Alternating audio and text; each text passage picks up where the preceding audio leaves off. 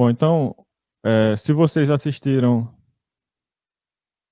ao vídeo da aula 5, vocês devem ter visto lá que uma série é uma soma, né? Não confunda com sequência. Uma série é uma soma infinita. Aqui eu tenho uma soma infinita, 1/2 mais 1/4 mais 1/8 mais 1 sobre 16, etc. E eu posso me convencer geometricamente que essa soma produz um resultado finito, apesar de eu ter uma quantidade infinita de parcelas, porque ela representa a área dessa figura aqui, ó, 1/2 mais 1/4 mais 1/8 mais 1 sobre 16, etc. No limite eu vou ter a área do quadrado todo, que é 1. Certo? Então, algumas séries, ou seja, algumas somas infinitas produzem resultado finito. Outras não, outras produzem resultado infinito e outras não produzem resultado nenhum. O modo como a gente lida formalmente com séries é por meio de sequências, porque o resultado da soma infinita nós vemos como sendo o limite de uma sequência. Por exemplo, aquela soma 1/2 mais 1/4 mais 1/8, etc, etc, vai produzir o resultado 1, porque 1 é o limite dessa sequência aqui, ó. A sequência que tem os seguintes termos: primeiro só 1/2, depois 1/2 mais 1/4, depois 1/2 mais 1/4 mais 1/8, depois 1/2 mais 1/4 mais 1/8 mais 1 sobre 16. Isso é uma sequência, enquanto que isso, ou seja, isso é uma série. Veja a diferença. São coisas parecidas, mas não exatamente iguais. Uma série é uma soma infinita, uma sequência é uma sequência mesmo, aquilo que a gente tem estudado nas aulas até agora, que é um conjunto que tem um primeiro elemento, segundo elemento, terceiro elemento, etc. Que a gente formaliza como uma função, né, que tem como domínio o conjunto da forma todos os naturais a partir de um natural fixado. Mas, para efeito de saber o resultado da série, o resultado daquela soma infinita, nós recorremos ao conceito de sequências e construímos uma sequência que é chamada sequência das somas parciais da série. No caso daquela série que eu mostrei, que é esse somatório infinito aqui, a sequência das somas parciais dessa série vai ser esta aqui.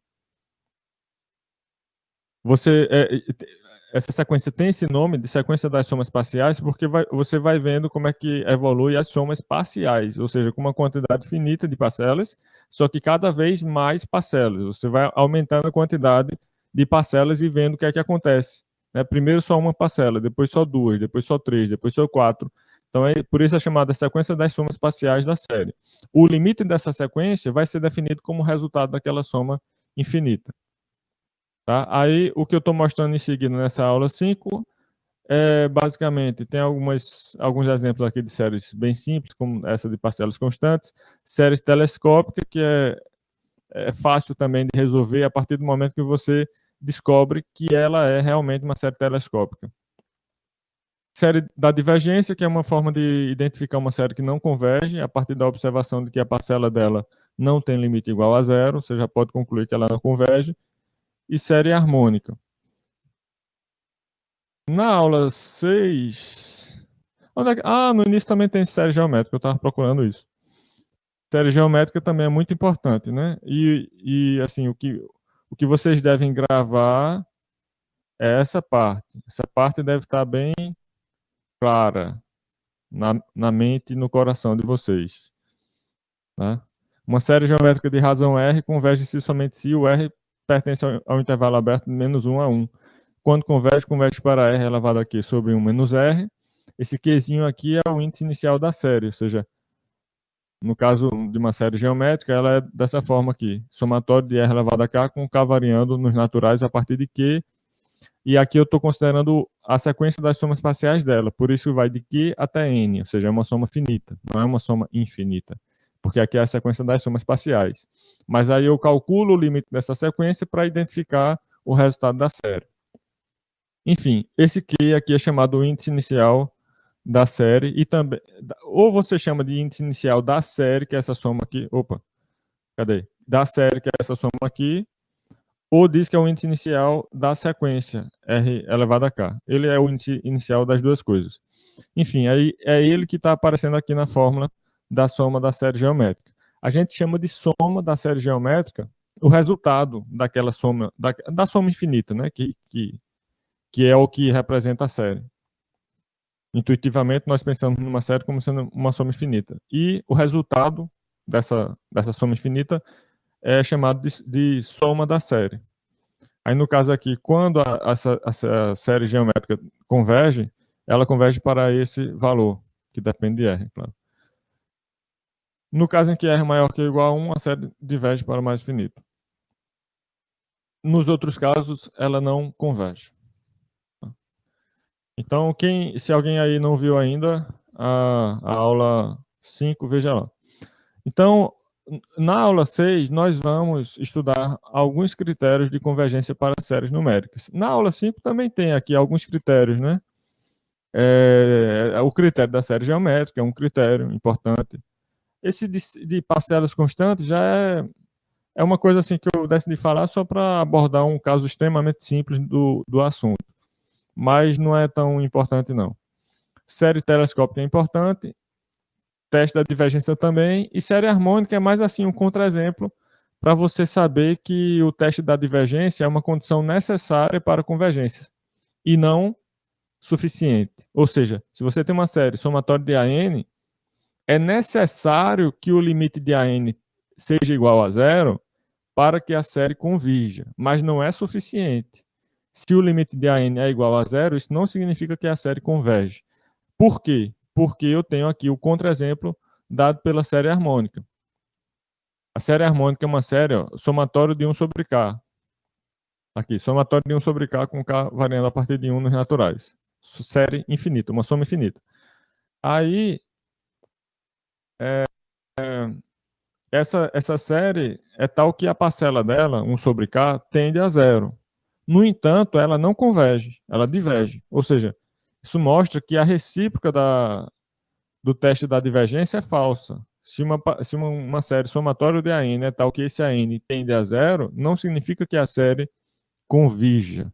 E note a diferença entre a parcela convergir para zero, a parcela que está dentro do somatório. A parcela convergir para zero é uma coisa, a série convergir para zero é outra coisa. Constantemente vamos estar usando critérios de convergência que vão relacionar limites da sequência com o limite da soma, com o limite da série. O limite da série é também chamado soma. Soma ou limite da série é toda a mesma coisa. É o resultado daquela soma infinita. A gente chama de limite da série ou soma da série. Então, nós vamos estar lidando aqui sempre com critérios de convergência de séries que relacionam o limite da parcela com o limite da série. Não confunda as duas coisas. Isso aí é o que mais acontece nesse assunto. Então, voltando lá na aula 6, vamos estudar agora mais alguns critérios de convergência para séries numéricas. Vamos ver aqui o teste da integral, o teste da comparação e o teste do limite. O teste da integral, eu vou primeiro mostrar um enunciado dele e depois fazer alguns comentários sobre a ideia por trás desse teste. O enunciado diz o seguinte: considere que um número real, b, constante, f uma função real, eventualmente monotônica, contínua nesse intervalo semiaberto de b até mais infinito.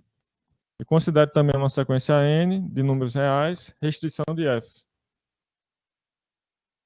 Isso significa que a n é igual a f de n para todo natural n suficientemente grande. Perceba que isso amarra as duas coisas. A sequência está fortemente vinculada à função. Não é qualquer sequência e qualquer função. É preciso ter esse vínculo forte aí entre a sequência e a função. Tá? Aí eu posso dizer que a série somatória de AN converge se somente se a integral imprópria de f, né, nesse intervalo aqui, onde ela é contínua e eventualmente monotônica, onde ela é contínua, essa integral converge. A sequência, quando eu digo que é eventualmente monotônica, eu não estou preocupado em dizer onde ela é. Isso não existe eventualmente monotônica em tal intervalo. Isso, a gente não fala assim. A gente fala eventualmente monotônica, pronto.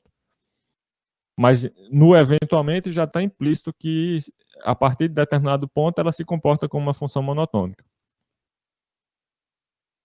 Então, esse teste da integral, se vocês forem ver no Stewart, em praticamente qualquer livro aí de cálculo, ele vai estar enunciado de uma outra forma, com mais condições. O que eu fiz aqui foi eliminar algumas condições que eram desnecessárias. Se você for ver no Stewart, ele vai estar dizendo assim, uma função que é contínua, positiva e decrescente. Contínua, positiva e decrescente. A condição da função ser positiva é desnecessária, não serve para nada. A condição de ser decrescente pode ser enfraquecida. Aqui eu estou falando eventualmente monotônico.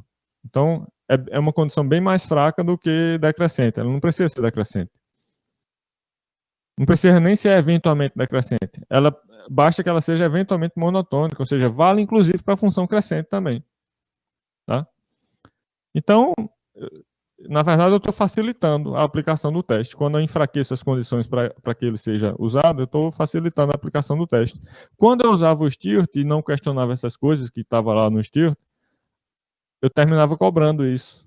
A justificativa, opa, aplicar o teste da integral aqui. Por que aplicou? Verificou se a função é estritamente se a função é decrescente. Se não verificou, então está faltando peça aí. Como é que você sabe que essa função é decrescente? É isso que acontece se você escolhe o enunciado com condições desnecessárias. Agora, com esse enunciado mais abrangente, eu consigo facilitar a aplicação do teste. Então, você só precisa verificar que a função f é eventualmente monotônica e contínua em algum intervalo dessa forma, e que a sequência é uma restrição da função. Pronto. Aí, nesse caso, o que é que você ganha? Qual é a conclusão que você pode tirar? A conclusão é que a série converge somente se a integral imprópria da função que estende a sequência, que forma a série, converge. Certo? Aí você... Isso serve para quando a integral é fácil de calcular. Então, você usa a conclusão sobre a integral e adapta essa conclusão para a série. Tá? Aqui, no início, eu estou explicando a ideia, né, por trás do teste. O que é que tem a ver uma série com uma integral? O que tem a ver é que se eu suponho que essa sequência n é a restrição da função f, então o que acontece é que o gráfico da função f aqui vai passar próximo desses vértices superiores desses retângulos azuis que representam cada uma parcela da série. Cada um desses retângulos aqui tem área igual a uma parcela da série. O primeiro retângulo, todos têm base igual a 1. Aí o primeiro retângulo tem base igual a 1 e a altura a 0. Quem é a 0? A 0 é a primeira parcela dessa série aqui. Aí o próximo retângulo vai ter altura a 1. Base 1 também, de modo que a área dele é a 1. E ele representa aqui a segunda parcela da série. E por aí vai. Aí você sabe que a integral é a área abaixo da curva, né? Então, ó, a área abaixo da curva vai ser uma aproximação da área dos retângulos. Você tem aqui a soma das áreas dos retângulos, né? Ou seja, a área dessa região azul aqui é aproximadamente igual à área abaixo do gráfico da função.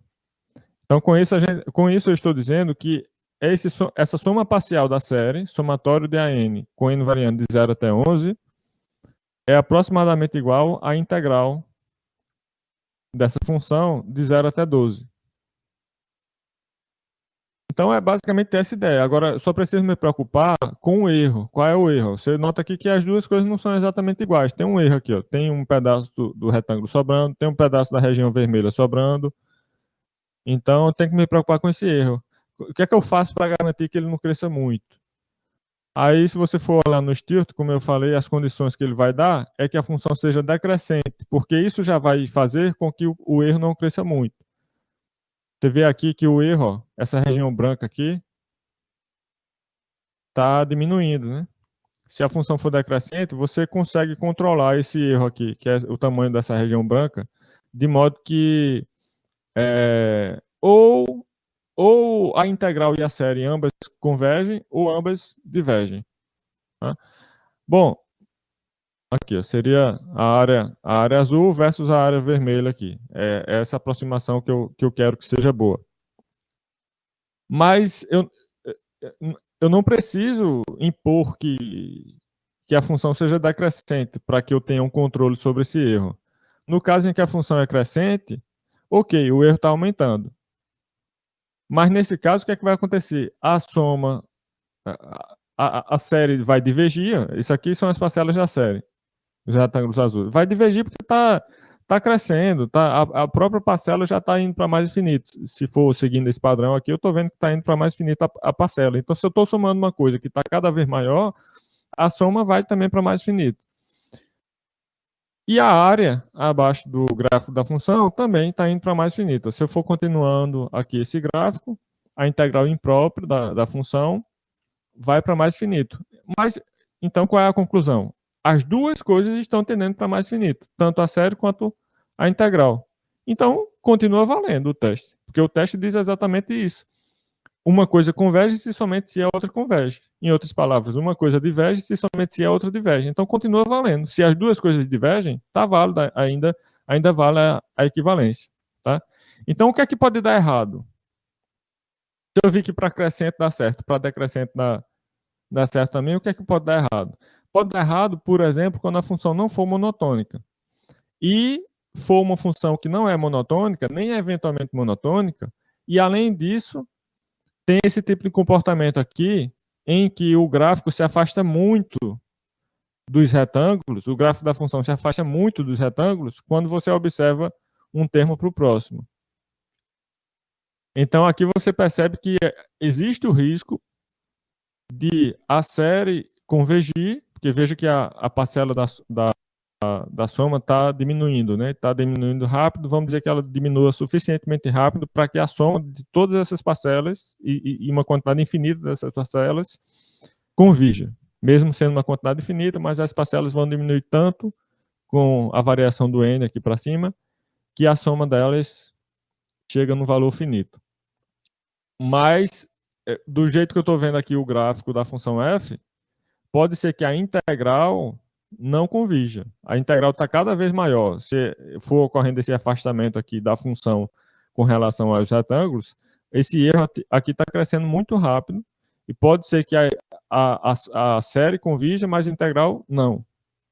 Também pode acontecer que a integral convirja, mas a série não. Aqui o que a gente está vendo é que também ocorre um afastamento muito grande da função com relação ao topo do retângulo, mas nesse caso o afastamento é para baixo, ou seja, a integral vai aparentemente convergindo, porque você vai vendo aqui a área abaixo do gráfico, conforme você vai olhando um trecho mais à direita, essa área localmente é cada vez menor. Então, o total, quando você vai considerar a integral imprópria, completa, né? A tendência é que ela convirja. Estou falando aqui, eu não posso inferir isso de certeza a partir dessa figura, mas a intenção da figura é essa, mostrar uma função que convirja, que a integral imprópria dela convirja. Então, para isso acontecer, é necessário que a função fique aqui cada vez mais próxima do eixo x, de modo que a área abaixo da função, para um trecho mais à direita, fique cada vez menor. Enquanto que a série está divergindo. Então, eu não quero que aconteça esses dois tipos de situação. Esse, nem esse. Por isso que eu coloco lá no teorema que a função deve ser eventualmente monotônica. Eu poderia enfraquecer ainda mais essa condição aqui. Não é uma condição necessária ainda, é uma condição suficiente, mas é uma condição suficiente que não é tão forte, dá para usar com relativa tranquilidade, engloba várias funções e, enfim, poderia ser generalizado, mas a gente vai ficar com essa versão. Alguns cuidados que você deve ter, né? Primeiro, a proposição 1 não diz que a integral imprópria e a série analisada por meio dessa integral devem convergir para o mesmo número caso convirjam. Veja que a conclusão do teste da integral não é que vai ter o mesmo resultado, as duas coisas, a série e a integral. Isso não está sendo dito aqui. O que está sendo dito é que se uma convergir, a outra vai convergir também. Existem técnicas para estimar o limite de uma série estudada pelo teste da integral. Você avalia a integral e a partir daí você estima o valor do limite da série. Mas não trataremos disso aqui. Tem lá no Stewart, estimativa do resto do teste da integral. Além disso, se você está querendo aplicar o teste, aí antes de aplicar o teste, você precisa verificar se a função é eventualmente monotônica, contínua e tal. Suponha que uma dessas condições falha. Você verifica que a função não é eventualmente monotônica. Qual é a conclusão? Você vai dizer que a série não converge? Você não vai dizer que a série não converge, porque você não aplicou o teste. Você estava na pré-condição antes de aplicar o teste. Se uma dessas pré-condições falhar, você não aplica o teste simplesmente e não pode dizer nada sobre a série. Você pode tentar avaliar a série por meio de outro método, outra técnica, outro resultado. Mas você não vai tirar conclusão nenhuma sobre a série se uma dessas pré-condições aqui falhar. Tá? Um erro comum é, como a função não é contínua, ou como a função não é eventualmente monotônica, então o teste da integral diz que a série não converge. Né? Não apenas para esse teste, mas para vários outros. Outros testes que envolvem pré-condições que apenas servem para saber se você pode aplicar o teste, não serve para saber se a série converge ou não.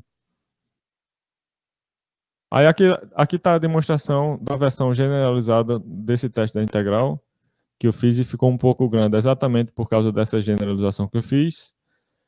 Vamos para o exemplo. Teste a série somatória de 1 sobre n ao quadrado a partir de n igual a 1. Quanto à convergência ou à divergência. Uma coisa que você deve notar, antes de aplicar o teste da integral, né, é saber se a série é uma série boa de ser analisada pelo teste da integral. E como é que eu sei isso? Você vai tentar avaliar se a sequência que eu tenho aqui dentro da série pode ser estendida para uma função que eu sei integrar. E essa integral é uma integral imprópria. Então, no caso aqui, nós vemos a sequência 1 sobre n ao quadrado. Essa sequência poderia ser estendida para uma função f de x igual a 1 sobre x ao quadrado. E essa função, eu sei calcular a integral imprópria dela, digamos de 1b até mais infinito? Sim, dá para calcular, sim. Né? Não é difícil, não. Integrar 1 sobre x ao quadrado não é difícil. Mesmo sendo uma integral imprópria. Aí você pode perguntar também, quem é o b? O b é qualquer número a partir do qual essa função seja contínua. Pronto. Só isso. A função 1 sobre x ao quadrado é contínua onde? Ela é contínua no domínio dela, em todo o domínio dela. Porque é uma função racional. Função racional, ou seja, um quociente de polinômios. Polinômio 1 dividido pelo polinômio x ao quadrado. Toda função racional, sendo uma função algébrica, é contínua em todo ponto do domínio. Qual é o domínio dela? O domínio dela é todos os números reais diferentes de zero. Então eu posso dizer em particular que ela é contínua a partir, quer dizer, para todo x maior que 1. Ela é contínua no intervalo aberto que vai de zero até mais infinito. Eu não posso dizer que ela é contínua em zero, mas a partir de zero, todo número maior que zero, né, está incluído nesse intervalo onde ela é contínua. Agora, se você prestar atenção lá no enunciado, você vai ver que o intervalo aqui tem que ser um intervalo semi-aberto. Então, eu não posso pegar a partir de zero. Porque o zero não está incluído no intervalo onde a função é contínua. Então, não tem problema, eu aumento o b. Vou pegar a partir de 1, então. Eu posso dizer que essa função 1 sobre x ao quadrado é contínua a partir de 1, incluindo o próprio 1? Sim.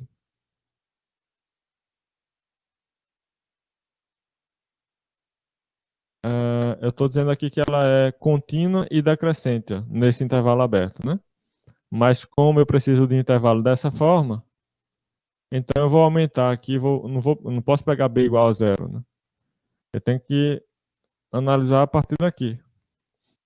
Poderia ser a partir de 1,5? Poderia, mas como o interesse afinal é da sequência, a sequência só vai ter o domínio da sequência só vai ter elementos a partir de 1, né? Não tem elementos entre 0 e 1. Mas a princípio, para poder usar essa função no teste, você poderia pegar de 1,5 ao invés de 1. Então, o que é que eu vou fazer agora? Eu já vi que a função é contínua nesse intervalo, de 1 a mais infinito. Ela é decrescente também, eu já falei aqui. Decrescente, como pode ser verificado pela derivada dela.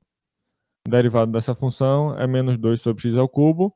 E é claro que para todo x positivo, essa função aqui me dá um resultado negativo, já que tem um menos aqui na frente. Isso significa que a função é estritamente decrescente nesse intervalo de 0 a mais infinito. Estritamente decrescente. Se é estritamente decrescente, então é decrescente. Então é decrescente e também vai ser eventualmente monotônica, que é a condição lá do teste da integral, né? Você só precisa saber que ela é eventualmente monotônica. Mas se ela for estritamente decrescente, ela será decrescente, será eventualmente decrescente e será eventualmente monotônica. E é para isso que serve aquelas condições que a gente estuda no início do assunto de sequência, para poder usar esses testes agora. Então eu posso usar o teste da integral, já verifiquei as pré-condições, né? Função contínua, eventualmente monotônica. Contínua no intervalo dessa forma. Então eu posso usar. O que é que eu vou fazer agora? Eu vou integrar, né? Integrar a função de 1 a mais infinito. Por que é de 1? Porque é o b que você escolheu aqui. É o início do intervalo onde você verificou que a função é contínua. Então, integra de 1 a mais infinito. Integral imprópria é o limite de uma integral definida, né? A integral definida, você pode dizer aqui que é daquele bzinho, no caso 1, até um t, e faz esse t tender a mais infinito. Pronto, esquece o limite e pensa só no que está dentro do limite, por enquanto. Integral de 1 sobre x ao quadrado. 1 sobre x ao quadrado é x elevado a menos 2. Aí você aplica a regra da potência, né, para a integral e chega em menos x elevado a menos 1, que é menos 1 sobre x. Aí avalia essa expressão agora em t e em 1, fazendo ela em t menos ela em 1. Você vai ficar com o resultado aqui que está nesse parênteses. Calcula o limite desse resultado agora com t indo para mais infinito. Você vai fazer a parcela zerar, né? No limite, essa parcela zera. Então você fica com 1 só. A conclusão sobre a integral imprópria é que ela converge, porque eu cheguei no número aqui, uma coisa finita. Se a integral converge e eu verifiquei já que eu posso usar o teste da integral, qual é a conclusão sobre a série? A conclusão é que a série converge. O teste da integral diz que a integral vai convergir se somente se a série converge. Aí eu vi que a integral converge, logo a série converge.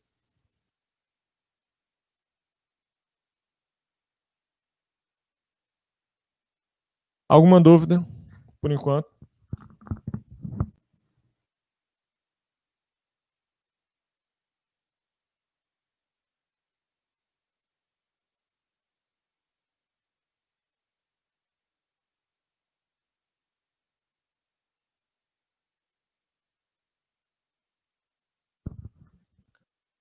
Beleza.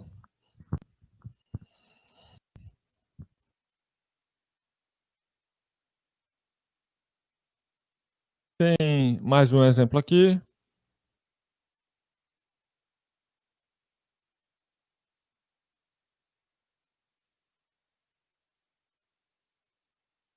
Uma coisa que vocês vão ter que saber é quando usar cada teste, né? Aí isso a gente aprende com a prática. Mas tem vários testes, são 2 aulas só de critérios de convergência para séries numéricas, fora a aula 5, que já introduz o assunto também de critérios de convergência para séries.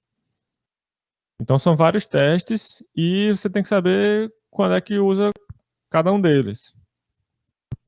Assim como o integral também. Integral lá vai ter várias técnicas para resolver integrais e você tem que saber qual é a técnica que aplica em cada caso. Não vai ter uma regra assim geral que seja só seguir uma receita e determinar. Mas tem alguns conselhos, né? O conselho para saber se você vai aplicar um teste da integral ou não, a primeira coisa que você deve avaliar é se a sequência dentro da série pode ser estendida para uma função que seja fácil de integrar. Aí depois você pensa nas pré-condições do teste. Tá? No caso dessa sequência aqui, ó, você olhar direitinho para ela, você vê que ela se parece com um integrando. A gente pensar aqui num x ao quadrado multiplicando o exponencial de menos x ao cubo. Não parece com um integrando, uma coisa que aparece dentro de uma integral? Porque ó, esse x ao quadrado, pense nesse n como sendo x. Esse x ao quadrado é como se já tivesse vindo do x ao cubo, porque eu derivei a exponencial de menos x ao cubo, e aí terminou aparecendo 3x ao quadrado aqui. O 3 sumiu porque a constante eu tirei. Mas já aparece o resultado de uma derivada, isso. Então, isso é uma coisa que você pode olhar e perceber, ó. Tá com cara de coisa que eu preciso integrar, certo? Bom, então vamos olhar para essa função aqui, f de x igual a x ao quadrado, multiplicando a exponencial de menos x ao cubo. Eu preciso agora aplicar aquelas pré-condições, né? Saber se eu posso aplicar o teste por meio daquelas pré-condições, que são saber se a função é contínua em algum intervalo da forma de b até mais infinito, semi-aberto, e eventualmente monotônica. Aqui eu estou verificando que ela tem derivada negativa para todo x maior que raiz cúbica de 2/3. Então isso me diz que ela é decrescente, na verdade ela é estritamente decrescente, porque sempre quando eu tenho derivada estritamente negativa, isso me diz que a função é estritamente decrescente. No intervalo onde eu vi que a função, que a derivada da função é estritamente decrescente. No caso, eu vi que isso se verifica onde? A partir desse número, só que só depois dele, ou seja, eu não incluo raiz cúbica de 2/3. Então, eu estou pensando no intervalo aberto. Lembre-se que essa condição de derivada negativa, para concluir que a função é estritamente decrescente, só pode ser usada para intervalos. Então, mesmo que eu tivesse essa condição sendo válida num conjunto maior, que, digamos, a união de dois intervalos disjuntos, eu precisaria depois restringir essa conclusão para um intervalo, dentro desse conjunto onde a condição vale.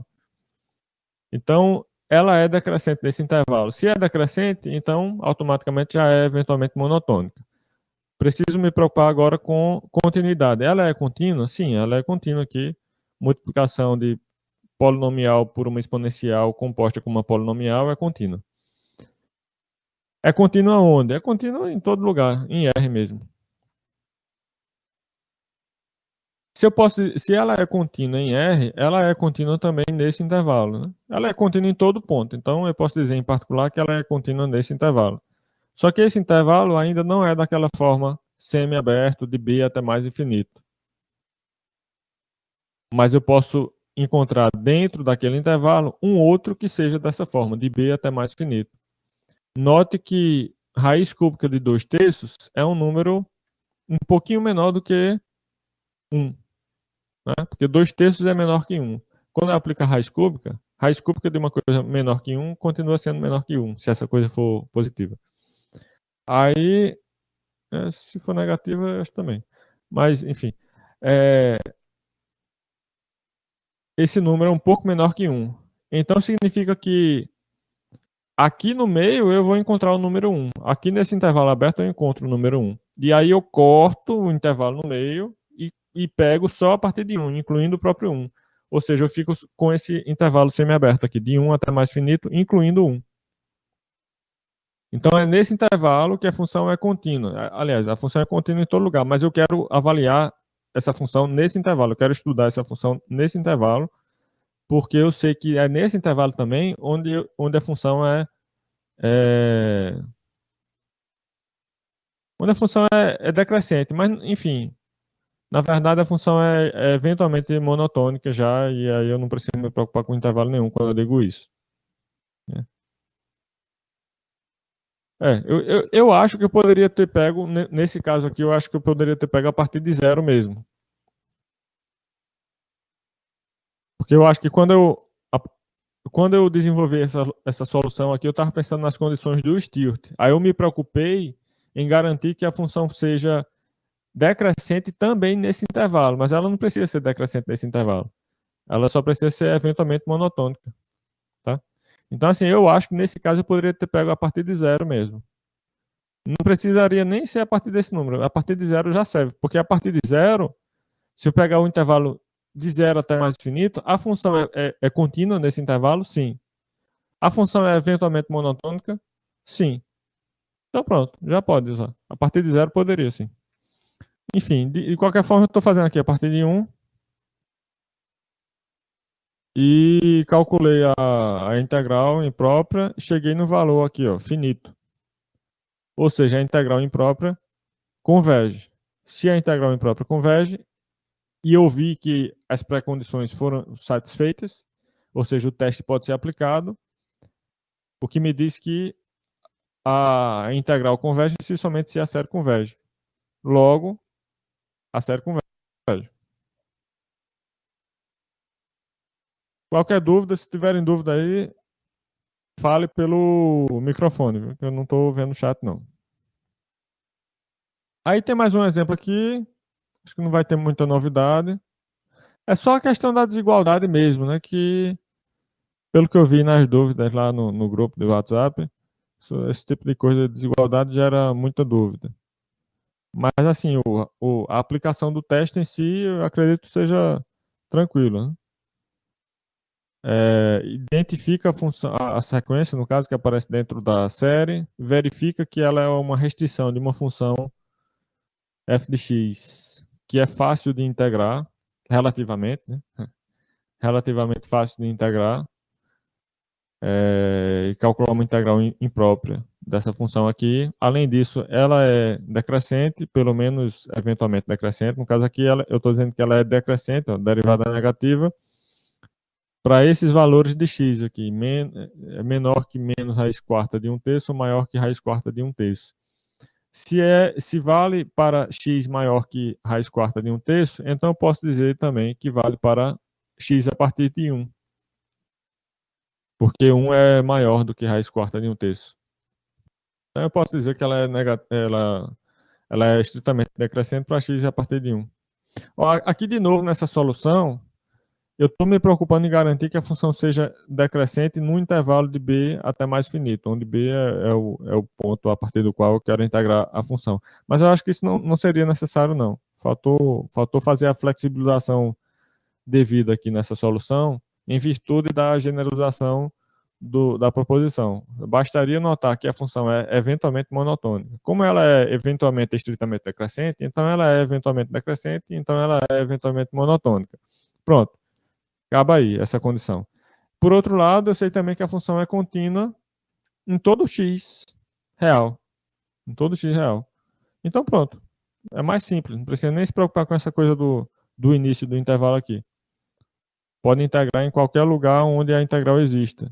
Em qualquer intervalo dessa forma, onde a integral exista e seja contínua. Como ela é contínua em todo ponto, então tudo bem.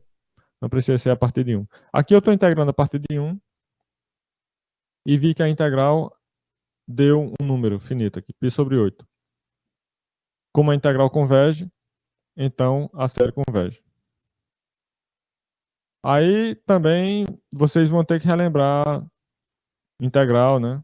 Algumas coisas de integral vai ter que relembrar isso aí.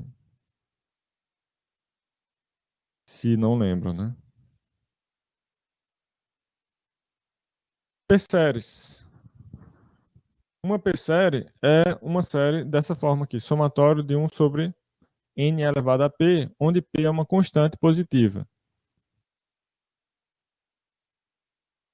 E aqui eu estou estudando P-séries, tentando determinar quando é que converge, quando é que não converge, em função desse p, esse parâmetro p aqui.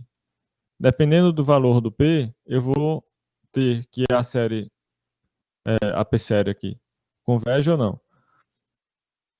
Então, eu vou separar por casos. Para p igual a 1, então esse... sim, eu vou aplicar também o teste da integral para estudar essa P-série, né? Então, tem aqui a sequência 1 sobre n elevado a p. Essa sequência pode ser estendida para uma função 1 sobre x elevado a p. Também você pode verificar que essa função é decrescente, no caso, estritamente decrescente a partir de zero. Então, ela é eventualmente monotônica. Além disso, ela é contínua em todo x diferente de zero. Logo, ela é contínua, digamos, no intervalo a partir de 1. Semiaberto, aqui, ó, semiaberto de 1 até mais finito. Ela é contínua aqui, em particular. Então, eu posso aplicar o teste da integral. Aí, quando eu integro, eu tenho o resultado mais infinito. No caso em que p é igual a 1. Porque nesse caso, 1 sobre x elevado a p vai ser 1 sobre x. E a integral de 1 sobre x vai me dar aqui um ln que tem limite mais infinito. Então, nesse caso, a integral diverge. Qual é a conclusão sobre a série, então? A integral diverge, e eu já verifiquei que o teste da integral pode ser aplicado, logo, a série também diverge. No caso em que p é diferente de 1, aí vai mudar aqui a integral. Por isso que eu tive que separar por casos, porque quando o expoente do x, que está lá no denominador, é 1, a integral dá o ln de x. Mas quando o p não é 1, aí você usa a regra da potência aqui, x elevado a menos p, né? Aí faz o quê? X elevado a menos p. Soma 1, né? No expoente e divide também pelo expoente novo, que você acabou de obter somando 1 a esse expoente. Ou seja, o expoente seria 1 menos p. Depois que eu somo 1 no expoente, que era menos p, o expoente vira 1 menos p. Aí você fica com x elevado a 1 menos p e pega esse 1 menos p e divide. Só que aqui eu escrevi de outra forma. Ao invés de x elevado a 1 menos p sobre 1 menos p, esse 1 menos p que está lá no expoente, no numerador, eu trouxe ele para o denominador e inverti o sinal. Ao invés de 1 menos p, ficou p menos 1, que é a mesma coisa multiplicar por menos 1. E ao invés de 1 menos p também no denominador aqui, eu coloquei um menos em cima para poder ajeitar aqui embaixo e ficar com a mesma expressão que eu tenho no expoente do x. Isso facilita na hora de ir para o próximo passo. Então, avalio aqui em t e em 1 e calculo o limite. A segunda parcela é constante e a primeira parcela vai tender ou a este valor, quando p for maior que 1, ou a este outro aqui, mais finito, quando p for um número entre 0 e 1. Então, as conclusões nesse caso aqui é que, para p igual a 1, nós vimos que a integral diverge. Logo, a série diverge. Para p diferente de 1, vai ter dois subcasos. Se o p for maior que 1, a série converge para este valor. A série não. A integral converge para esse valor. Mas o valor é irrelevante porque eu não vou poder aproveitar essa informação para falar sobre a série, não. Não do nosso ponto de vista aqui, não é nosso objetivo saber para onde a série vai convergir. Eu só quero saber se a série converge. Então, o importante aqui é saber que para p maior que 1, a integral correspondente à p série converge. Logo, a p série converge. E para p entre 0 e 1, essa integral diverge. Logo, a p série correspondente diverge. Então, essa é a conclusão aqui. Conclui-se que a p série, somatório de 1 sobre n elevado a p, converge se p for maior que 1 e diverge. Eu estou dizendo aqui que diverge para mais finito, Mas isso aí não é necessariamente uma... tá.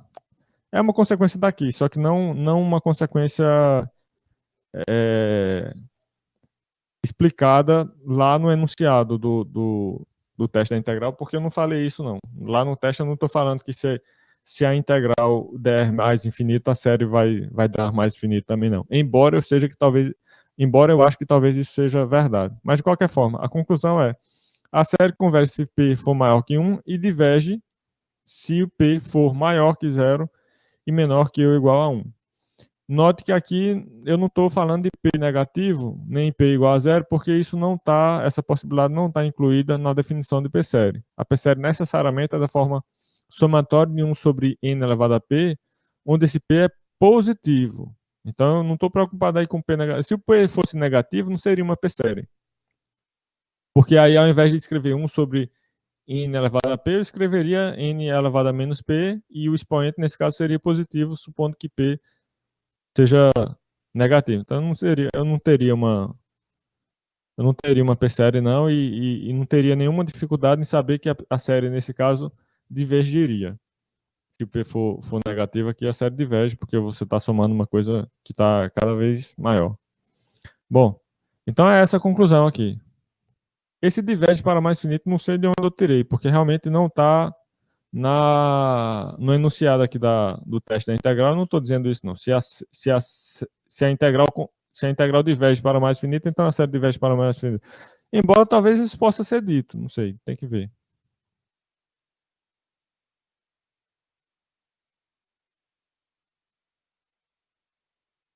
Vou botar lá no chat. Dúvida?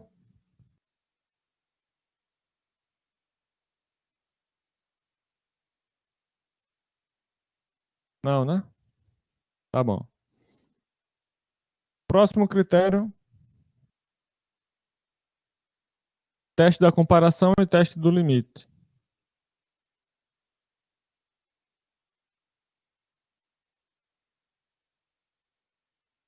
São critérios parecidos. Quer dizer, eu vou falar primeiro do teste da comparação, mas aqui eu já estou introduzindo ambos, porque eles são parecidos. Ambos os testes se aplicam para séries com parcelas não negativas, ou pelo menos para índices suficientemente grandes.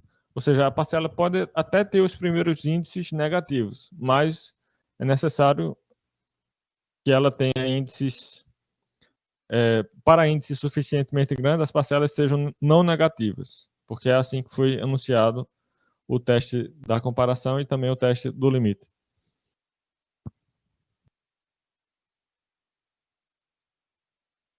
Esses testes poderiam ser anunciados para séries com parcelas negativas também, mas não teria muita novidade se nós enunciássemos esses critérios para séries com parcelas negativas, porque quando uma série tem todas as parcelas negativas, você multiplica por menos 1. Não tem dificuldade nenhuma. Aí você multiplica por menos 1, estuda a série agora com parcelas positivas. Aí pode aplicar esses dois critérios. E a conclusão que você tirar sobre a série com parcelas positivas, você pode também repassar essa conclusão para a série original, que tinha parcelas negativas, já que o que você fez foi apenas uma multiplicação por menos 1, que não modifica em nada a condição de ser convergente ou divergente. Se ela era uma coisa da forma como foi dada, com parcelas negativas, você multiplica por menos 1, ela continua sendo aquilo. Se ela era convergente, ela continua sendo. Se ela era divergente, ela continua sendo. Certo? Então, se você encontrar uma série com parcelas negativas, você até pode aplicar esses testes da comparação do limite, desde que antes você multiplique a série por menos 1. E aí você vai aplicar esses critérios para a série multiplicada por menos 1. E depois repassar as conclusões para a série original. Mas o mais importante desses testes da comparação do limite é que todas as parcelas tenham o mesmo sinal, ou pelo menos todas as parcelas com índices suficientemente grandes. Se for uma série que fica alternando o sinal negativo, positivo, mesmo para índices suficientemente grandes, aí esses dois testes não se aplicam. Tá?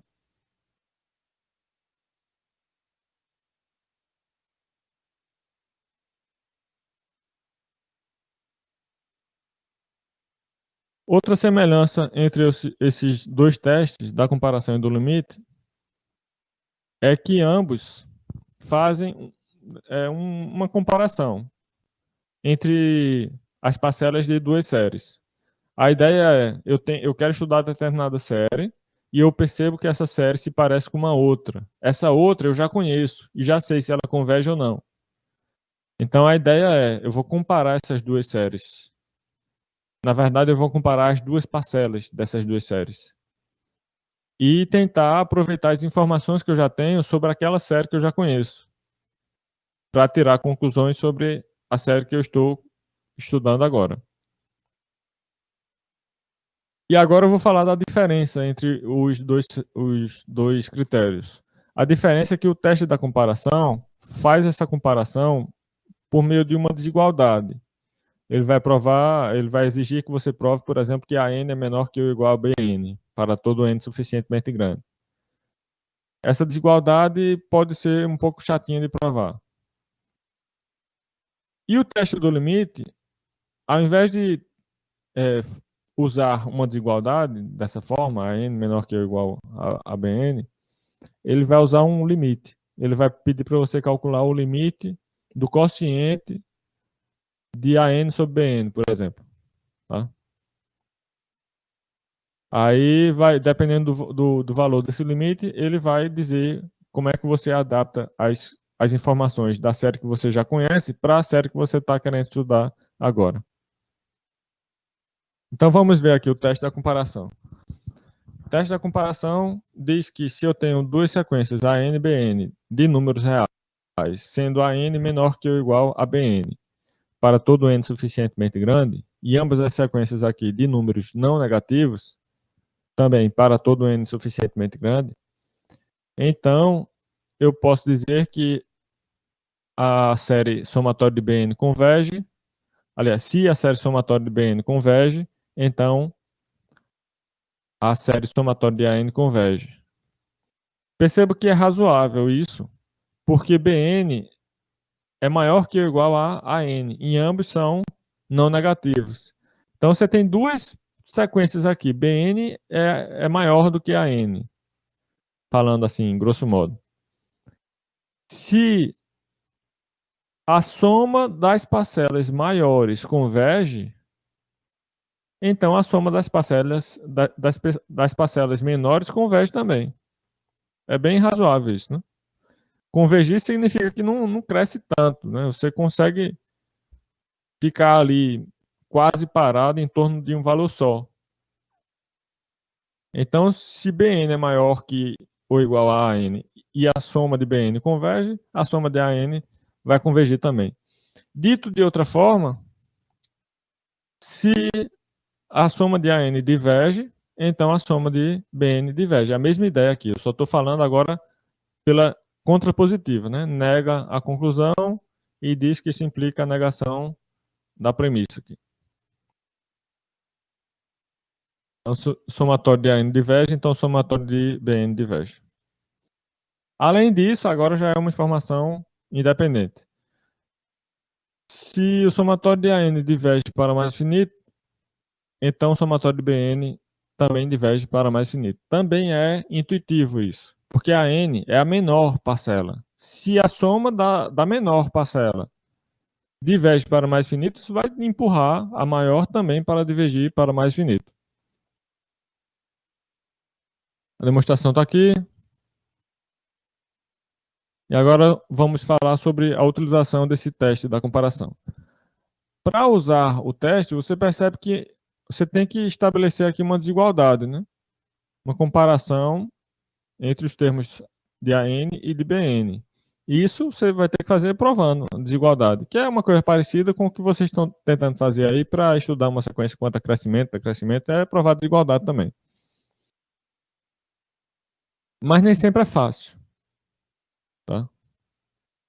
Além disso, você tem que identificar uma outra série Esse teste ele serve para estudar a série somatória de AN. Mas esse estudo é feito com base em informações de uma outra série, que é o somatório de IBN. De onde vem essa outra série? É dado no enunciado? Em geral, não. O que é dado é o somatório de AN. Essa série somatório de AN é dada. Mas o somatório de BN, você que tem que identificar qual é a outra série que eu posso usar para estudar somatório de AN. Então, essa é outra dificuldade, né? Uma, provar a desigualdade, e a outra, saber quem é a série que eu escolho para comparar com a que eu estou querendo estudar. Normalmente, essa escolha dessa série somatória de BN parte da própria aparência da série que você está tentando estudar. Você vai procurar uma série que se pareça com a que você tem. Ó, se eu suspeito que o somatório de AN converge, eu vou procurar uma série convergente, somatório de BN, tal que BN é maior que ou igual a AN. Veja que também vai depender da suspeita que você tem. Se você suspeita que a série converge, você vai procurar uma série somatória de BN com a parcela maior que ou igual a AN, para que a convergência de BN force a convergência a convergência da soma de BN force a convergência da soma de AN. Agora, se você suspeita que a, a soma de AN diverge, eu vou procurar uma série divergente, somatório de BN, tal que isso acontece. BN é menor que ou igual a N. Porque agora a divergência de BN vai forçar a divergência de AN.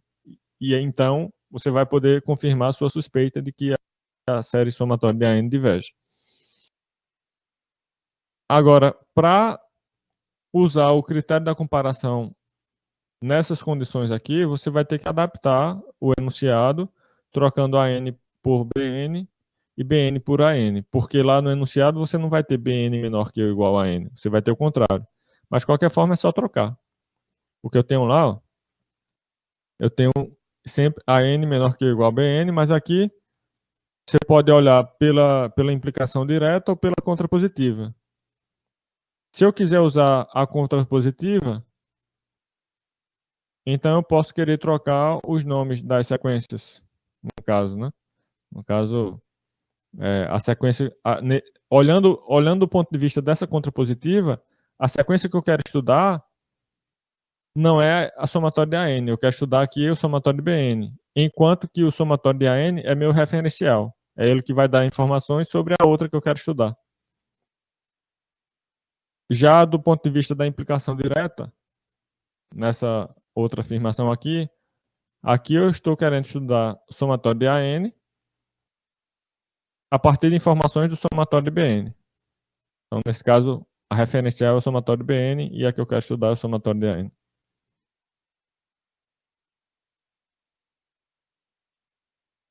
E também você vai tentar escolher uma série somatória de BN que seja parecida e mais simples do que a que você está querendo estudar. Na verdade, eu escrevi aqui somatório de BN, mas eu estou querendo dizer assim, a série referencial que você tenta escolher, seja somatório de BN, somatório de AN, a anotação vai depender do caso, mas a série referencial que você vai escolher para estudar aquela que foi dada, normalmente nós escolhemos uma série parecida e mais simples do que a série que foi dada. Então, exemplo. Eu quero estudar a convergência ou divergência de uma série somatória de AN, onde a N é dada por 2 sobre N mais 1. Você pode suspeitar que essa série diverge, porque é uma série parecida com a série harmônica. A série harmônica é aquela somatória de 1 sobre N, com N variando a partir de 1 nos naturais. Então, 1 sobre 1, 1 sobre 2, 1 sobre 3, vai somando esses termos. Sabe? Essa série diverge, como foi visto na aula 5. E essa outra série aqui, somatório de 2 sobre n mais 1, se parece com a série harmônica, porque basicamente é uma constante em cima, e embaixo eu tenho aqui um polinômio de grau 1, n mais 1. No lugar de n eu tenho n mais 1. Esse 1 não vai interferir muito não no resultado. Vai interferir quase nada se o n for grande. E a constante 2 lá em cima também não interfere nada, porque eu posso tirar do somatório e a convergência ou divergência não depende de constante multiplicando esse somatório, não. Então, isso me leva a ter a ideia de comparar essa série aqui, somatório de 2 sobre n mais 1, com a série harmônica. Então, vamos tentar fazer isso, né? Além disso, note que eu estou suspeitando aqui que a série diverge, né? Essa série somatória de AN, onde AN é esse 2 sobre n mais 1, eu estou suspeitando que ela diverge. Então, como é que eu vou tentar aplicar o teste da comparação? Eu tenho que aplicar de uma forma em que a parcela da série referencial fique aqui na desigualdade sendo menor que ou igual à parcela da série que eu quero estudar. Porque aí, se for realmente verdade a minha suspeita de convergência da série que eu estou querendo estudar, isso vai poder ser apoiado pelo fato que eu já sei que a série harmônica diverge. Como a série harmônica diverge e a parcela da série harmônica é menor que ou igual à parcela da série que eu estou estudando, isso vai fazer com que a série que eu estou estudando também divija.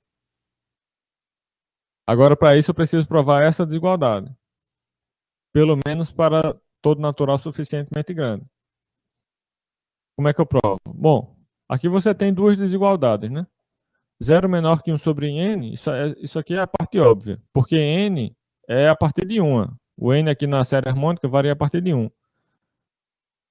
Então, é claro que para n a partir de 1, 1 sobre n é um número positivo.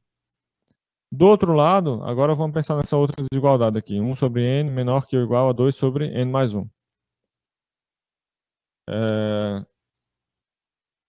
Como é que eu provo? Né? Eu posso provar o seguinte, é basicamente multiplicando aqui 1000 pelos extremos, sabendo que eu tenho duas frações com numerador e denominador positivos. É isso que justifica eu fazer o famoso 1000 pelos extremos aqui, que normalmente é usado para igualdade. Mas eu posso usar para desigualdade também, desde que eu verifique que tanto o numerador quanto o denominador dessas duas frações são positivos. Eu posso multiplicar esse por esse e esse por esse, obtendo a desigualdade n mais 1 menor que ou igual a 2n,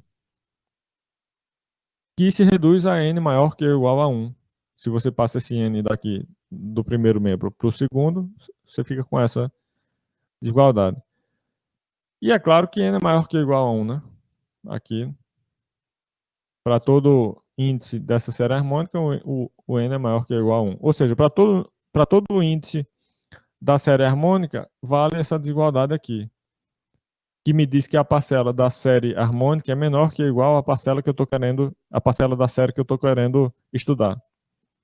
Então, pelo teste da comparação, eu vou poder concluir que aquela série que eu estou estudando diverge.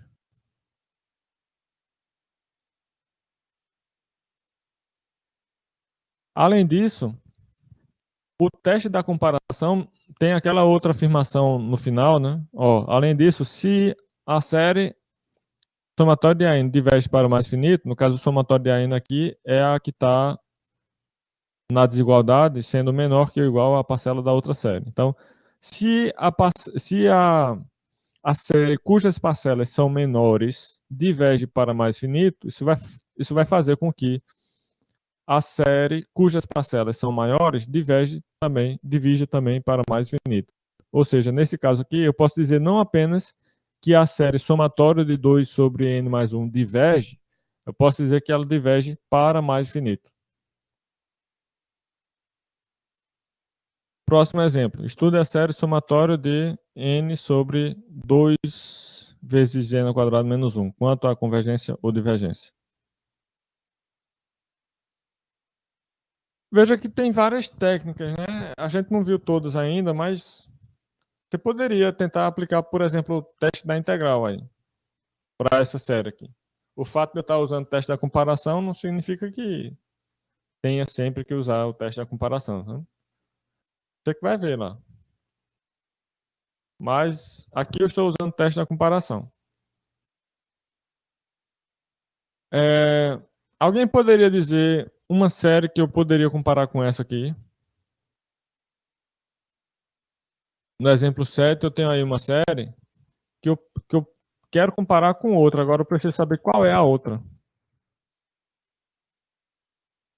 Alguém poderia dar uma sugestão de outra série que eu poderia comparar com essa n sobre 2n ao quadrado menos 1?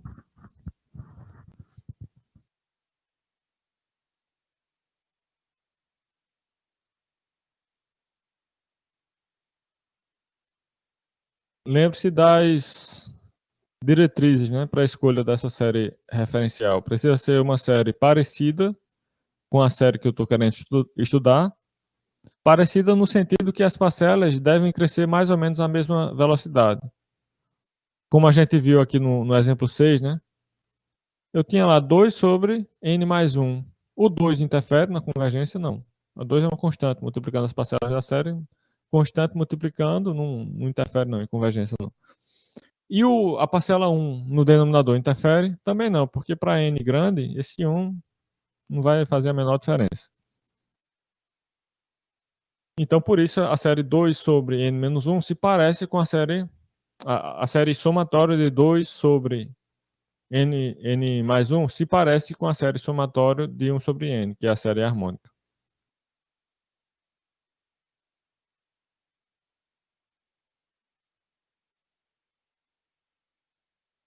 Ninguém tem uma ideia? Então, veja.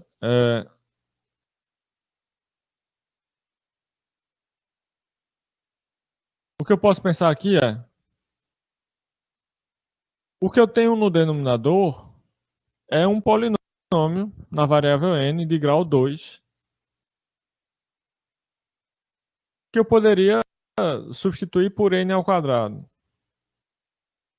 Quando eu faço essa substituição, é claro que não fica a mesma série, mas fica uma série parecida, no sentido que as parcelas dessa outra série crescem mais ou menos a mesma velocidade da série que foi dada, das parcelas da série que foi dada.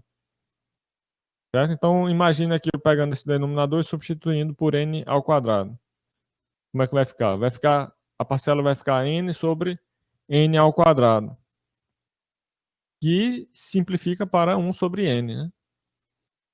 Então, ou seja, essa série também se parece com a série harmônica. Então, eu começo a pensar em também usar a série harmônica para comparar com essa. Agora eu vou pensar sobre a suspeita. A suspeita também vai indicar a série que eu quero usar como referencial para estudar essa que foi dada. Qual é a suspeita sobre essa série aqui? A suspeita é que, novamente, ela divirja. Já que ela é uma série parecida com a série harmônica, porque as parcelas crescem mais ou menos a mesma velocidade das parcelas da série harmônica, eu estou suspeitando que essa série diverge. Se ela diverge, eu vou querer usar o teste da comparação também dessa forma aqui, né? Pegando a parcela da série harmônica e colocando aqui menor que ou igual à parcela que eu tenho da série aqui, né? Agora preciso saber se isso é verdade. Se não for verdade, aí eu tenho que avaliar outra série para comparar com essa. Procurar outra série para comparar com essa. Vamos ver se é verdade aqui, ó. Aqui eu já estou mostrando que não é verdade. Se eu tentasse mostrar 1 sobre n menor que ou igual a isto, opa, 1 sobre n menor que ou igual a isto, eu não conseguiria mostrar isso. Então, ó, é isso que eu estou. O que eu tô falando aqui é já em comparar com a série correta. Mas se você tivesse a ideia de comparar com a série harmônica, você iria perceber na hora de provar a desigualdade que essa comparação não serve muito. Porque você não iria conseguir provar que 1 sobre n é menor que ou igual a n sobre 2n ao quadrado menos 1, né?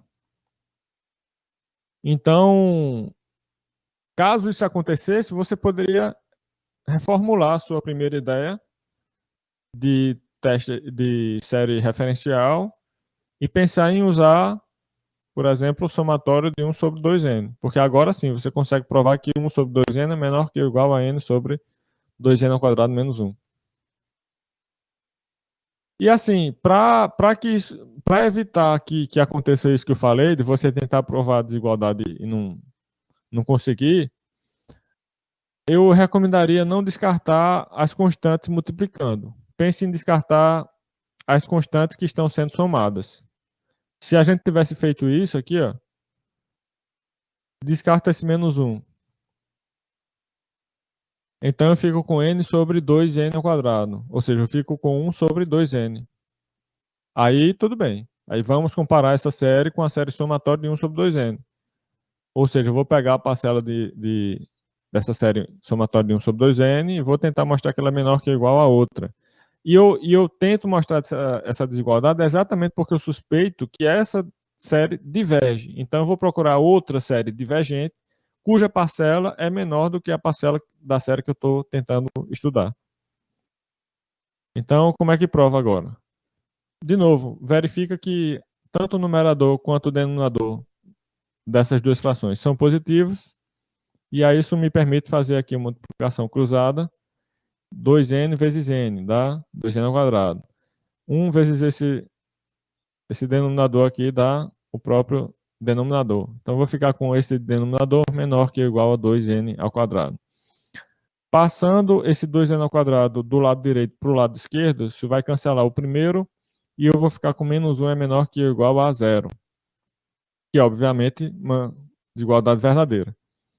Então, isso prova que essa desigualdade aqui vale para todo n, que faz com que o numerador e denominador de ambas as frações sejam ambos positivos, ou seja, vale para n a partir de 1, porque isso já é suficiente para tornar esse 2n ao quadrado menos 1 positivo. Então, para todo n natural a partir de 1, eu tenho que 1 sobre 2n é menor que ou igual a n sobre 2n ao quadrado menos 1. Além disso, ambas as frações são positivas. Então, agora eu aplico o teste da comparação. Como eu sei que o somatório de 1 sobre 2n diverge, porque isso é a mesma coisa de pegar a série harmônica e multiplicar por 1/2, né? Esse 1/2 vai entrar na série, no somatório, aqui você vai estar somando 1 sobre 2n. Então, como eu sei que essa série diverge, porque é 1/2 multiplicando a série harmônica, e sei que a parcela dela é menor que ou igual à parcela da série que eu quero estudar, então isso vai fazer com que a série que eu quero estudar também divija, e vai ser uma divergência para mais infinito, já que a outra aqui também diverge para mais infinito. E tem as parcelas menores que ou iguais às parcelas da série que eu estou estudando. Outro exemplo. Eu tenho aqui mais uma série que já foi estudada, na verdade, mas tínhamos estudado pelo teste da integral. Somatório de k sobre 1 mais k à quarta. Nós tínhamos estudado pelo teste da integral, agora eu vou aplicar o teste da comparação. Como é que eu vou aplicar isso? Pense novamente em descartar parcelas constantes. Isso é uma primeira ideia. Eu não garanto que isso vai resolver sempre, mas é uma primeira ideia. Então, se eu descartar esse 1 somando aqui no denominador, eu vou ficar com k sobre k à quarta, que simplifica para 1 sobre k à terceira. Então, isso me dá a ideia de comparar essa série com a série somatória de 1 sobre k ao cubo. A série somatória de 1 sobre k ao cubo converge. Por que converge? Nós acabamos de estudar o teste da p-série, né? O teste da p-série se aplica aqui para essa série. E no caso se aplica com a conclusão de que a série converge porque o p, no caso aqui, esse expoente do k, é um número maior que 1. Sendo maior que 1, a série converge. Aí eu vou aplicar o teste da comparação, tentando provar que a série dada também converge, porque afinal de contas a parcela dela se parece com a parcela 1 sobre k ao cubo, cuja soma eu acabei de ver que converge porque é uma p-série com p maior que 1. Então vamos tentar provar que essa série dada também converge. Eu quero provar que ela converge, Então, eu vou tentar montar aqui a desigualdade com a parcela dessa série no meio, entre 0 e a parcela da... Cadê? Ah, sim. A parcela da série que eu quero estudar aqui no meio, entre 0 e a parcela da série que eu estou tentando estudar. Porque aí, como eu sei que essa converge e a parcela dela é maior do que a parcela da que eu quero estudar, isso vai fazer com que a série que eu quero estudar convija. Como é que eu provo que k sobre k ao quarta mais 1 é menor do que 1 sobre k à terceira? Você pode ver essa desigualdade aqui como sendo uma consequência desta, que é mais fácil de provar. Que aqui eu multiplico por k em cima e fico com esta. Mas como é que eu chego nesta? Para chegar nesta, basta observar que k à quarta mais 1 é maior do que k à quarta. Aí quando eu inverto, a desigualdade se inverte. Se k à quarta mais 1 é maior do que k à quarta, o inverso de k à quarta mais 1 é menor do que o inverso de k à quarta. E é claro também que ambos são positivos, né? Então, essa desigualdade é fácil de perceber que é verdadeira para todo k positivo. Daí multiplica por k em cima, chega nessa outra. E essa outra já é a desigualdade que eu quero para aplicar o teste da comparação. Você tem aqui a parcela da série dada menor que a parcela da série referencial. Como a série referencial converge, isso vai fazer com que a série dada converge também, pelo teste da comparação. Então, a série dada converge. Outro exemplo. Somatório de n menos 1 sobre n ao quadrado sobre raiz de n. Ou, somatório de n menos 1 sobre n ao quadrado vezes raiz de n. Novamente, vou tentar aplicar o teste de comparação. Como é que eu faço isso? Pense em descartar as parcelas constantes. Fazendo isso, você fica com n sobre n ao quadrado multiplicando raiz de n embaixo. Ou seja, n dividido por n elevado a 5 meios, né? Aqui embaixo eu vou ter n elevado a 5 meios no denominador. Mas quando eu simplifico o n que está em cima, esse menos 1 já sumiu já. Quando eu simplifico o n que está em cima por n elevado a 5 meios, eu fico com 1 sobre n elevado a 3 meios. E observe que a soma de 1 sobre n elevado a 3 meios converge, porque é uma p-série com p igual a 3 meios, que é maior que 1. Então, a série referencial que eu estou vendo aí que deve servir é o somatório de 1 sobre n elevado a 3 meios, que converge. E também isso me diz que provavelmente a série dada converge, já que as parcelas dela se parecem com as parcelas dessa p-série que converge.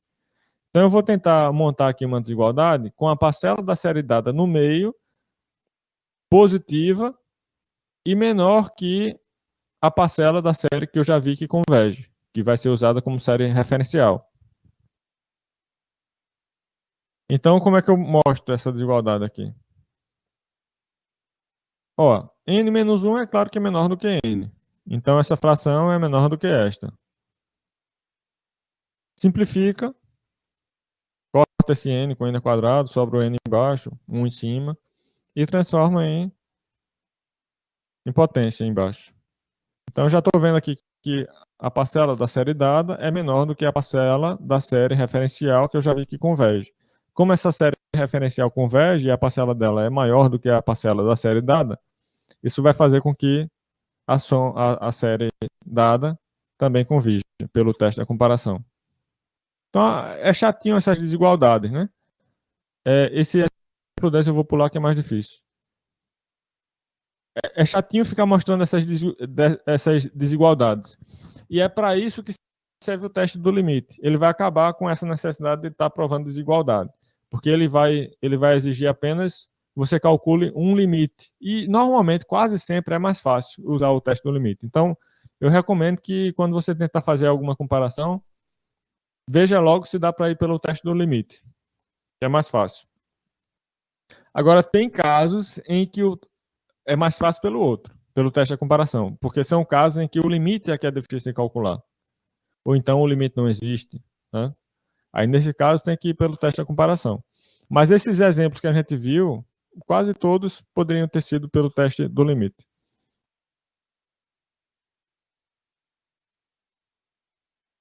A diferença das condições para usar o teste do limite com relação às condições para usar o teste da comparação é que agora eu vou ter que exigir que a sequência Bn seja não nula, no caso seja positiva, para todo n natural suficientemente grande, porque agora eu vou estar interessado no limite de AN sobre Bn. Então, ao invés de provar essa desigualdade aqui, ó, AN menor que ou igual a Bn, sendo ambos não negativos, para todo n suficientemente grande, eu vou estar interessado no limite de AN sobre Bn. E como eu quero dividir AN por Bn, eu quero que Bn não seja zero, né? Só que eu estou supondo também que AN e Bn são não negativos, então isso significa que Bn é positivo.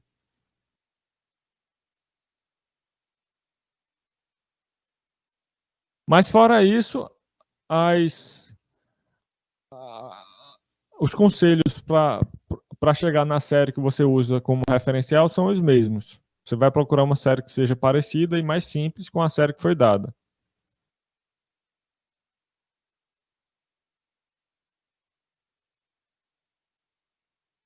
Então, como eu disse, nós vamos estar interessados em calcular agora esse limite, limite de AN sobre BN, e só tem três possibilidades para esse limite. Supondo que AN e BN são sequências com termos positivos para índices suficientemente grandes, esse limite só pode dar um resultado finito e positivo, ou mais infinito, ou zero. Só tem essas três possibilidades só porque a N e BN são positivos. Não pode dar negativo, não. Tá? No primeiro caso, em que esse limite é finito e positivo, isto significa que as parcelas da série somatória de AN não são muito diferentes das parcelas da outra série somatória de BN. Porque deu uma constante. Né? O limite é uma constante, digamos, o limite deu 2. Isso significa o quê? Que para índices n suficientemente grandes, a n sobre bn é aproximadamente igual a 2. Ou seja, uma série é quase que um múltiplo da outra. Se fosse um múltiplo realmente, então é claro que a convergência de uma implicaria na convergência da outra. Não apenas as sequências, mas também as séries. A convergência de uma série implicaria na convergência da outra. Se a gente fosse pensar em Bn sendo múltiplo de AN, Bn sendo múltiplo de AN, é claro que isso implicaria que uma série converge se somente se a outra converge. E o que está sendo dito aqui, no caso em que o L é um número finito e positivo, é basicamente isso. Você está dizendo que uma é múltiplo da outra, quase múltiplo da outra, né? Quase múltiplo para n suficientemente grande. Então, a conclusão que a gente espera que aconteça é, no caso em que o limite é finito positivo, uma série converge se somente se a outra converge. No caso em que o limite é mais finito, isso significa que a n é muito maior do que bn. Calculou esse limite e deu mais infinito. E deu mais infinito. Significa o quê? Significa que a n sobre bn é um resultado muito grande quando esse n for suficientemente grande. Ou seja, a n é muito maior do que bn, porque você está dividindo a n por bn e está obtendo um resultado muito grande. Se a n é muito maior do que bn, então o que você pode dizer é que se o somatório de bn diverge, então o somatório de AN diverge, porque a n é muito maior do que bn. Dito de outra forma, se o somatório de AN converge, então o somatório de BN converge, porque, novamente, o AN é muito maior do que BN. Então, se mesmo assim o somatório de AN converge, então é claro que o somatório de BN vai convergir. Isso são, assim, as conclusões que podemos ter intuitivamente, né? Sem entrar muito em detalhes no enunciado do teste. Daqui a pouco eu mostro o enunciado. Mas, intuitivamente, você, quando pensa nesse limite aqui, você pode chegar nas conclusões do teste do limite sem sem parar para ver a demonstração em detalhes, só pensando no resultado do limite.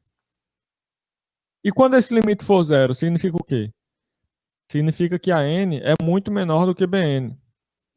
Logo, se o somatório de Bn converge, o somatório de Bn significa o somatório da parcela que é maior do que a n, né? Porque eu estou supondo que o limite dá zero, ou seja, a n é muito menor do que Bn. Então, se o somatório de Bn converge, o somatório de An converge também. Dito de outra forma, se o somatório de An diverge, então o somatório de Bn diverge.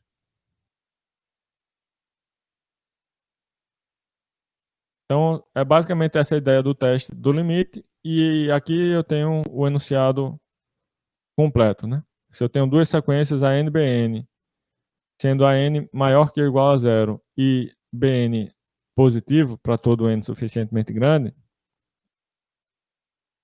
então eu vou calcular esse limite aqui, L, limite de AN sobre BN. A N é a parcela da série que eu quero estudar.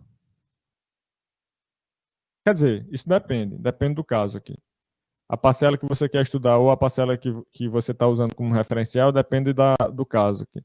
No caso do item A, se o limite for um número finito, é o que eu estou dizendo aqui, é um número finito, entre zero e mais finito. Número positivo e finito. Então, uma série converge se somente se a outra converge. Aqui tanto faz quem é a referencial ou quem é a série que você está tentando estudar.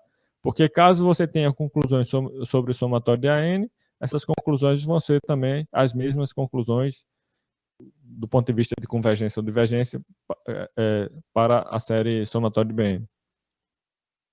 No caso em que o limite mais infinito, aí você vai poder aproveitar informações de convergência sobre o somatório de AN para concluir que o somatório de BN converge. Nesse caso, o somatório de AN é a série referencial e o somatório de BN é a série que você está tentando estudar e está conseguindo obter conclusões sobre ela a partir de informações sobre o somatório de AN.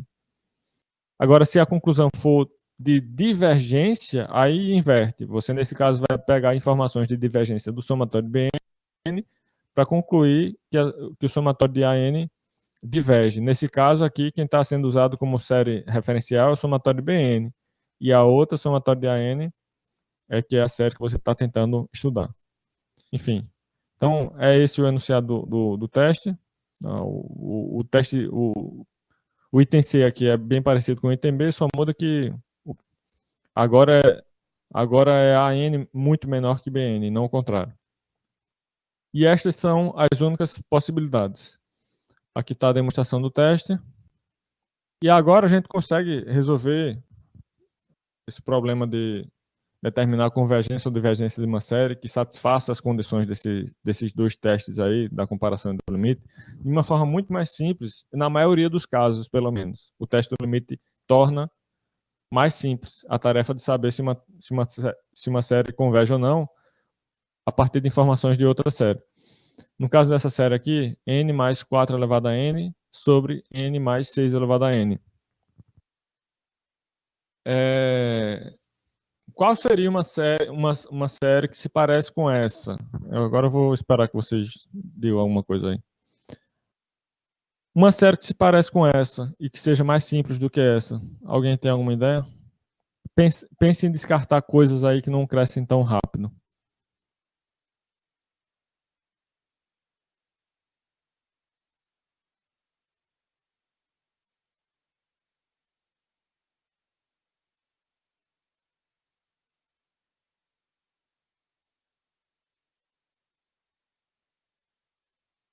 Não? Então eu vou dizer. Você pode descartar o n, já que ele cresce muito mais lentamente do que as potências 4 elevado a n e 6 elevado a n.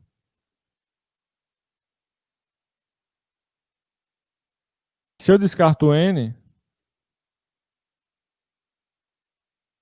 eu fico com somatório de 4 elevado a n sobre 6 elevado a n, que pode ser escrito assim, 2 terços elevado a n. Tá? Então, isso sugere comparar a série dada com a série somatória de 2/3 elevado a n. E agora essa comparação é muito mais simples, porque eu vou calcular o limite do quociente das parcelas dessas duas séries.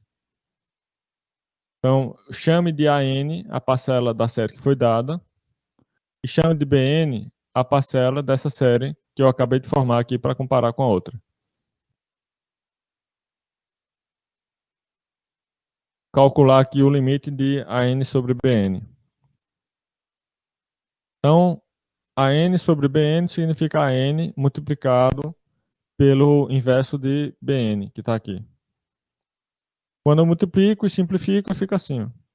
N sobre 4 elevado a N mais 1, dividido por N sobre 6 elevado a N mais 1.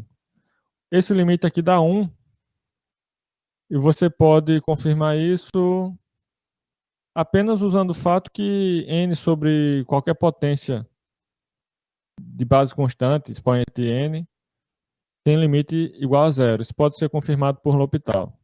Então, N sobre 4 elevado a N tende a zero. N sobre 6 elevado a N tende a zero também. Você vai ficar com 0 mais 1 dividido por 0 mais 1, que dá 1, que é uma constante positiva. O que é que acontece no teste do limite quando esse quociente AN sobre BN tem um limite positivo?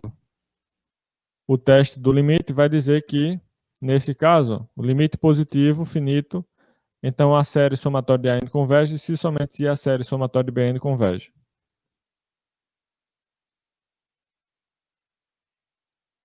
Então, como eu sei que a série somatória de BN converge, porque é uma série geométrica com razão 2/3, que é um número entre menos 1 e 1, razão da série geométrica é um número entre menos 1 a 1, no aberto, entre menos 1 e 1. Então, essa série somatória de BN converge, o que me diz pelo teste do limite, tendo em vista que esse limite deu uma constante positiva finita, que a soma de AN também converge, ou seja, a série dada converge.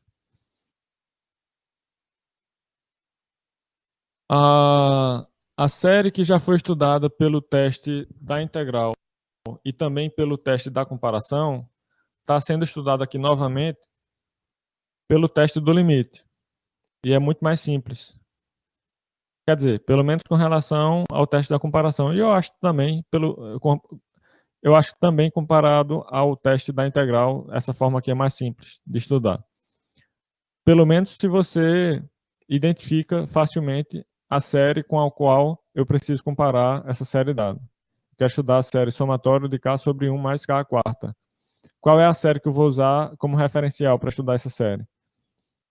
A ideia mais imediata é descartar esse 1 constante que eu estou somando no denominador.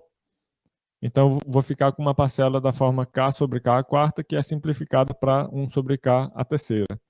Então, eu vou chamar de AK a parcela da série dada, que é esse K sobre, entre parênteses, 1 mais K à quarta, e vou chamar de BK a parcela da série que vai ser usada como referencial. Vou calcular aqui o limite de AK sobre BK. Na hora de formar esse limite aqui, não importa o que você coloca em cima e o que você coloca embaixo, não. Desde que você utilize depois o teste corretamente. Né? Você tanto faz.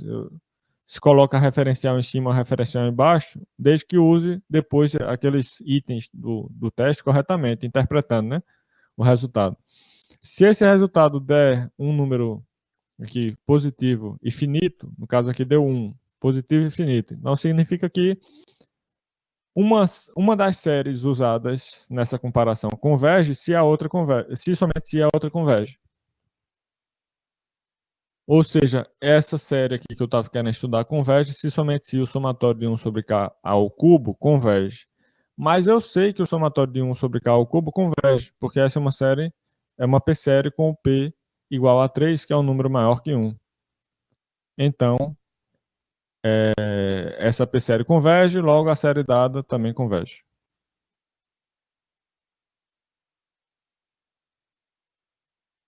Nesse exemplo 3, eu estou apenas resolvendo aquele exemplo difícil que eu pulei pelo teste do limite, mostrando que é mais fácil fazer dessa forma, bem mais fácil. Deu só essas contas aqui pelo teste do limite. Enquanto que pelo teste da comparação, você for olhar ó, a solução no teste da comparação, deu essa parte, essa parte, essa parte, essa parte, até aqui. E as ideias aqui no meio não são muito simples. Certo? Então, às vezes, simplifica bastante usar o teste do limite. E com isso encerramos aqui. Esses exemplos já foram incluídos na lista que eu passei para vocês. Então, na aula de hoje vimos apenas a aula 6. Eu vou então deixar para falar da aula 7 na próxima. E vamos ver essa questão do prazo aí da lista. Dúvidas? Eu vou ver com a outra turma. Aí eu falo por algum lugar.